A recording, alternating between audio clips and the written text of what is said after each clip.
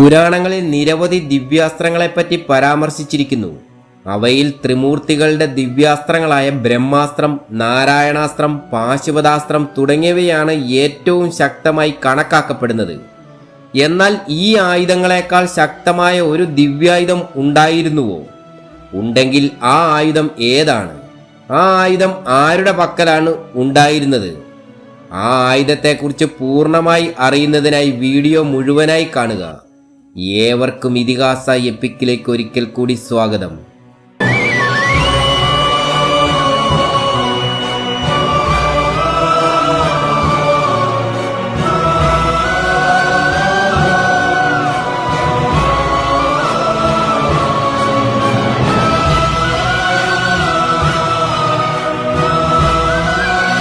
പുരാണങ്ങളിൽ വിവരിച്ചിരിക്കുന്ന അതിമാരകമായ 3 അസ്ത്രങ്ങളാണ് ബ്രഹ്മാസ്ത്രം, നാരായണാസ്ത്രം, പാശുപതാസ്ത്രം. എന്നാൽ ഇവയെപ്പോലെ തന്നെയോ ഇവയേക്കാൾ ശക്തമായതോ ആയ ദിവ്യായുധമാണ് ബ്രഹ്മദണ്ഡ്. മഹാഭാരതം വനപർവം 174 അധ്യായത്തിൽ പറഞ്ഞിരിക്കുന്ന കഥ ഇപ്രകാരം: വിശ്വാമിത്ര മഹർഷി തന്റെ ചെറുപ്പത്തിൽ ക്ഷത്രിയനായ ഒരു രാജാവായിരുന്നു. ഈ സമയം വസിഷ്ഠ മഹർഷി ആശ്രമം കെട്ടി തപസ് ചെയ്തിരുന്നത് വിശ്വാമിത്രന്റെ രാജ്യത്തായിരുന്നു. ഒരിക്കൽ വിശ്വാമിത്രൻ നായാട്ടിനായി പോയ വഴിയിൽ വസിഷ്ഠ മഹർഷിയുടെ ആശ്രമത്തിലെത്തി. ഈ സമയം വസിഷ്ഠ മഹർഷിയുടെ ആശ്രമത്തിലെ ദിവ്യമായ നന്ദിനി എന്ന പശുവിനെ കാണുവാൻ ഇടയായി.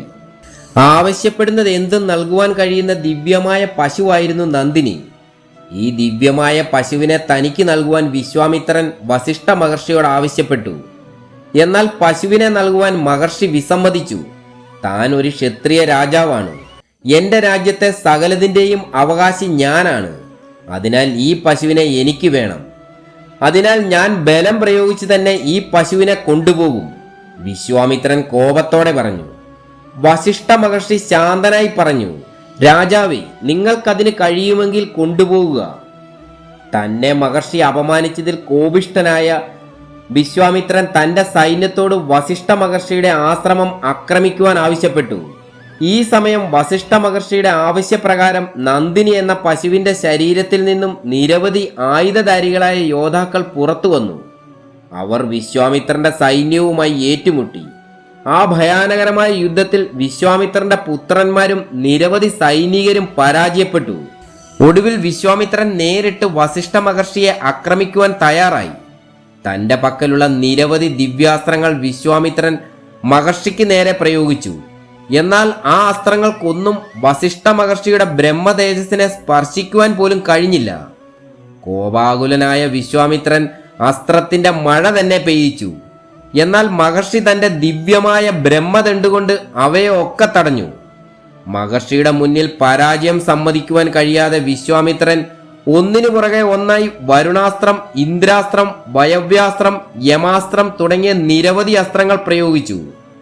എന്നാൽ വസിഷ്ഠ മഹർഷി തന്റെ ദിവ്യമായ ബ്രഹ്മദണ്ഡുകൊണ്ട് അവയെയെല്ലാം നിർവീര്യമാക്കി. ഒടുവിൽ മഹർഷിയുടെ ദിവ്യമായ ബ്രഹ്മദണ്ഡിന് മുന്നിൽ തനിക്ക് ജയിക്കുവാൻ കഴിയുകയില്ലെന്ന് മനസ്സിലാക്കിയ വിശ്വാമിത്രൻ പരാജയം സമ്മതിച്ചു.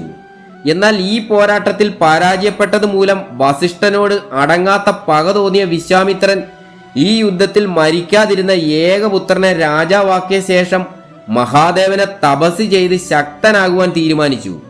വിശ്വാമിത്രന്റെ കഠിനമായ തപസ് വർഷങ്ങൾ നീണ്ടുനിന്നു. ഒടുവിൽ അദ്ദേഹത്തിന്റെ തപസ്സിൽ സന്തുഷ്ടനായ മഹാദേവൻ വിശ്വാമിത്രന് മുന്നിൽ പ്രത്യക്ഷനായി പറഞ്ഞു, ഹേ മഹർഷി, നീ എന്ത് ചോദിച്ചാലും ആ അനുഗ്രഹം നൽകുവാൻ ഞാൻ തയ്യാറാണ്. വിശ്വാമിത്രൻ താഴ്മയോടെ പറഞ്ഞു, ഹേ ഭഗവാനെ, നീ എനിക്ക് ഉപനിഷത്തുകളുടെ രഹസ്യങ്ങളും ധനുർവേദത്തിൽ പരാമർശിച്ചിരിക്കുന്ന സകല ദിവ്യായുധങ്ങളും പ്രദാനം ചെയ്യുക. വിശ്വാമിത്രന്റെ ആഗ്രഹപ്രകാരം മഹാദേവൻ അദ്ദേഹത്തിന് ദിവ്യായുധങ്ങളെക്കുറിച്ചുള്ള അറിവ് പകർന്നു നൽകി. തന്റെ പക്കൽ മഹാദേവൻ നൽകിയ ദിവ്യായുധത്തിന്റെ ബലമുണ്ടെന്ന അഹങ്കാരത്താൽ വിശ്വാമിത്രൻ വീണ്ടും വസിഷ്ഠ മഹർഷിയുടെ ആശ്രമത്തിലെത്തി.